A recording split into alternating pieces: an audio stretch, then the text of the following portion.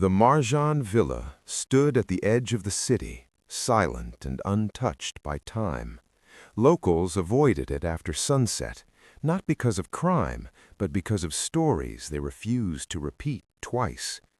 When Morrow Kane, the owner of the villa, hired a new night guard, everything seemed finally under control.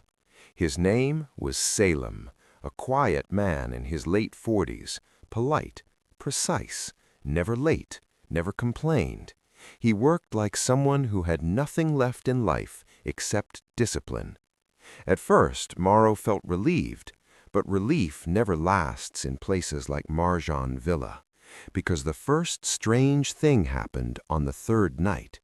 The security system flickered exactly at 3:33 a.m. Every camera went black for exactly 7 seconds. And when the feed returned, Salem was never where he should be. One night he was at the front gate. Next night he was standing near the pool. Another night, right outside the main door, staring directly into the camera lens, not blinking, just watching, as if he knew he was being watched. Morrow told himself it was fatigue, system glitches, human error, until the night he decided to see it himself. At 2:30 a.m., Morrow arrived at the villa without telling anyone. The air felt heavier than usual, like the house was breathing slowly. He went straight to the surveillance room. Salem was already there on the screen, sitting perfectly still, not moving, not sleeping, just waiting. 2:58 a.m. Nothing unusual. 3:10 a.m. The wind outside stopped. 3:20 a.m. The lights inside the villa flickered once. 3:30 a.m. Morrow leaned closer to the screen. Salem slowly stood up. Not like a normal person waking up, but like something remembering how to move. 3:31 a.m. Salem turned his head toward the darkness behind the villa. 3:32 a.m. He walked. Not toward the gate, not toward the house, but toward the old storage building that no one ever used. Morrow grabbed a flashlight and followed quietly. 3:33 a.m. Everything stopped. No wind, no sound, no insects, nothing. Even the villa seemed frozen in time.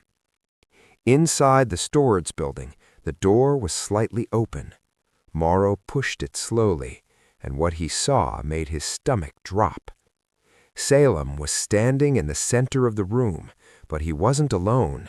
Something was above him, not fully visible, not fully formed, just a shadow pressed against the ceiling like it was stuck between worlds. And Salem was changing. His skin looked like it was cracking from the inside, like something was trying to get out of him or get back in. Then, suddenly, his head turned, slowly, directly toward Morrow, and he spoke, but the voice was not his. It was layered, multiple voices speaking at once. "You're early tonight." Morrow stepped back, but the door slammed shut behind him. The shadow in the room moved, not walking, sliding. The lights outside the storage building flickered violently, as if reality itself was breaking. Salem collapsed to his knees. His normal voice returned for a moment. "Run. Don't stay for 3:33. Morrow froze. "What is happening to you?" Salem's eyes filled with something like pain or memory. "It's not me anymore. It never was." The shadow above him shifted again, and this time it spoke clearly. "This body was chosen." Morrow's flashlight died instantly. Darkness swallowed everything. Then 3:33 a.m. ended, and time resumed. The door unlocked by itself. Morrow ran back to the villa, heart racing, refusing to look back. But when he checked the cameras again, Salem was back at the front gate, standing perfectly still, normal again, like nothing ever happened. But that night wasn't over, because at exactly 3:33 the next day, Morrow received a message. from the security system, a recorded clip. In it, Salem was looking directly into the camera, smiling slightly, and behind him, the shadow was no longer in the storage room. It was inside the villa. 3 weeks after Morrow Kane abandoned Marjan Villa, the city began to forget it ever existed. But the house did not forget him. Morrow tried to rebuild his life in a different city. New apartment, new phone, new identity for work. Everything was normal until the first night he heard it again. 3:33 a.m. He woke up instantly, not because of an alarm, because of silence. A silence so deep it felt unnatural, like the world itself was holding its breath. And then his phone turned on by itself. A single video file appeared. No sender, no name, just a title. Welcome back. His fingers trembled as he opened it. The video showed Marjan Villa, but it wasn't empty. Salem was standing at the gate, and behind him the villa looked different. The walls were darker, the windows slightly open like eyes that were never supposed to blink. Then Salem spoke. "You left too early." The screen went black. The return of the memory. The next day, Morrow tried to convince himself it was a hack, a glitch, anything logical. But at night, his apartment lights flickered at exactly 3:33 a.m. And this time, it wasn't a video. It was a sound. Footsteps. Inside the walls. Slow. Deliberate. Walking in circles around his room.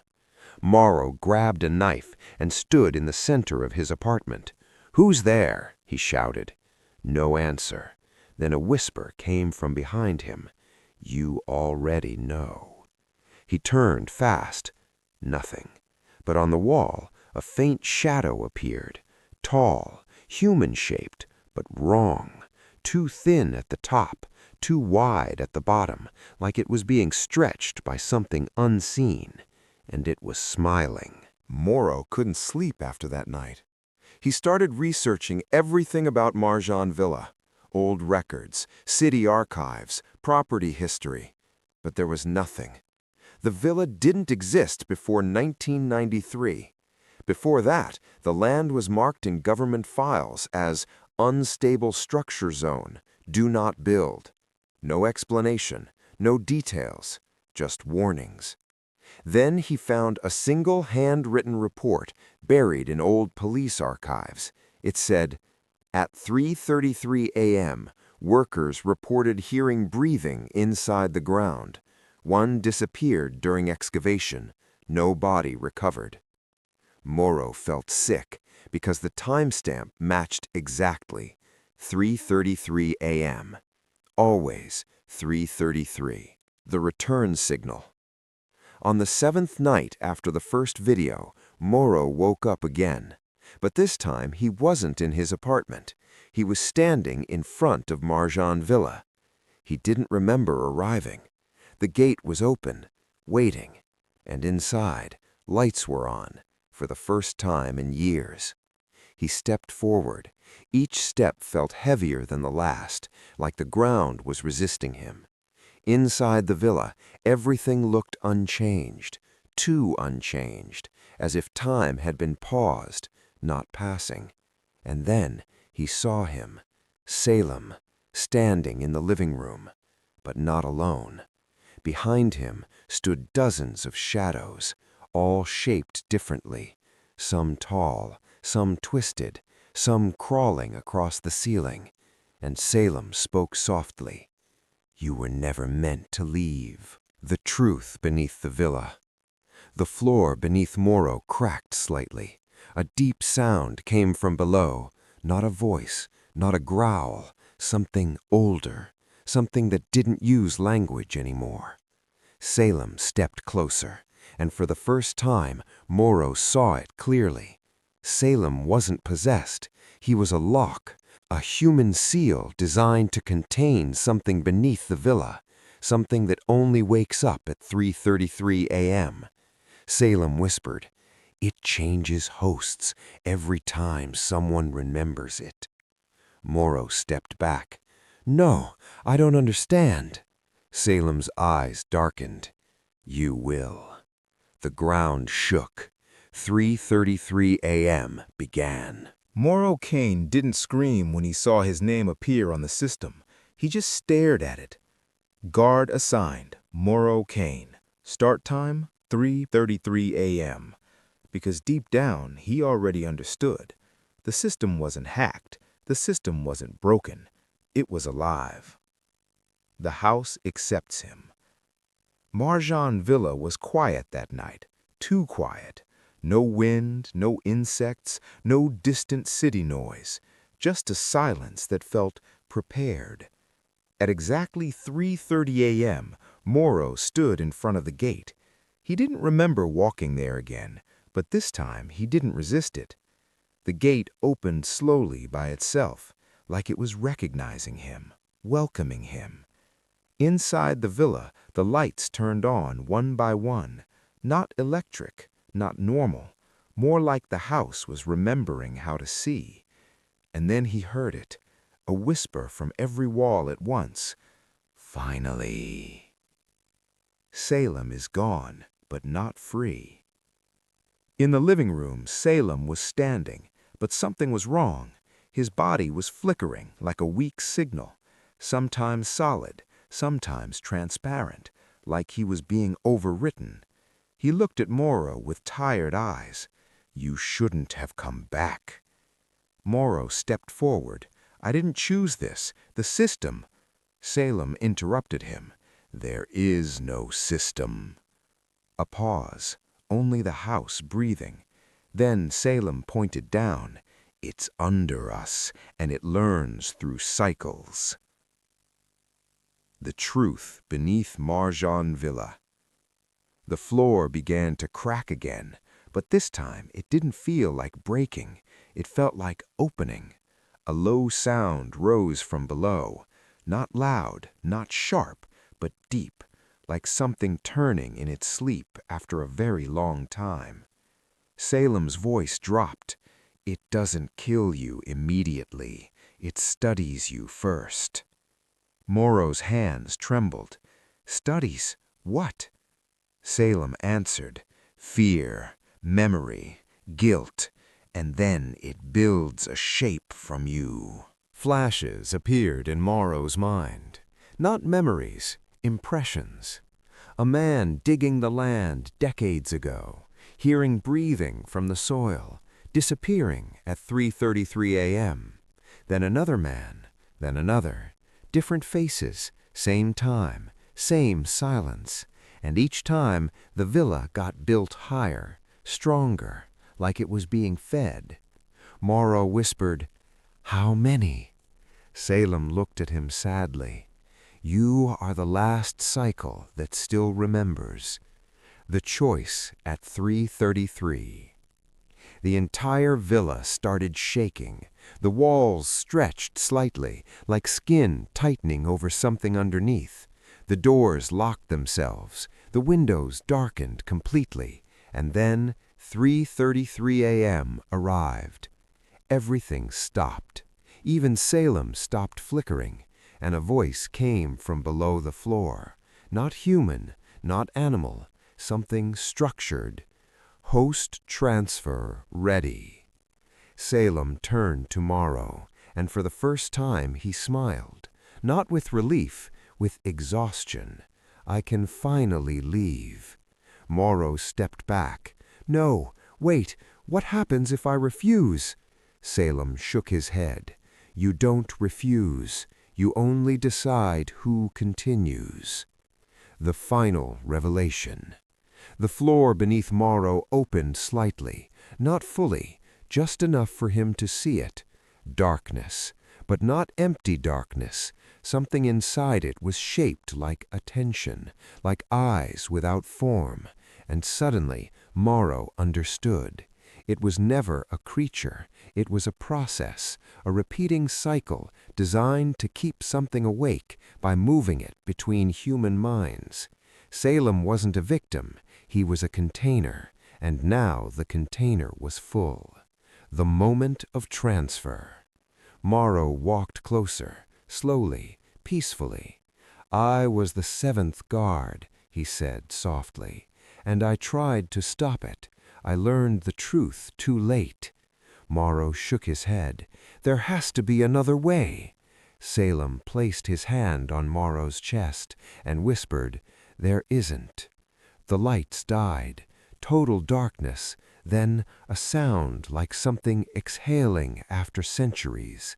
Final scene, the new guard. The next morning, the villa was quiet again, perfectly normal. No cracks, no shadows, no signs of anything happening. A new security report was logged. Guard assigned, Morrow Kane. But this time, something was different. The camera feed showed him sitting at the gate, still, watching, not blinking, waiting, and at exactly 3:33 a.m., he turned his head toward the darkness behind the villa and smiled slightly. In the final moment, as the owner of the villa tried to escape, he realized something terrifying. There was no longer an exit. The doors, the windows, even the walls themselves had vanished into endless darkness. The mansion was no longer a building. It had become a living trap. The guard was gone. Or rather, he had become something else entirely. Not human, not demon, not even a creature. Just a conscious shadow moving through the walls themselves, speaking through every surface at once. His voice no longer came from one direction. It surrounded everything, inside the mind, inside the space, inside reality. Then came the whisper. 3:33 was never the time of transformation. It was the time of repetition. The words echoed endlessly as the truth revealed itself. No one ever discovers the secret of the villa.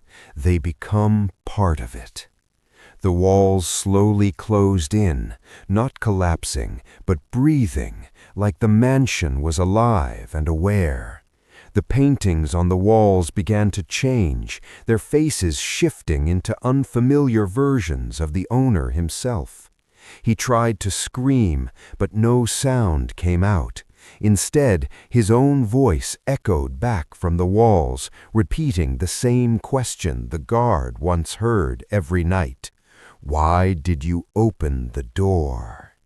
Silence fell. Everything went dark. No light, no sound, no mansion. Only the clock remained somewhere in the void, still ticking, and it always showed the same time, 3:33 a.m.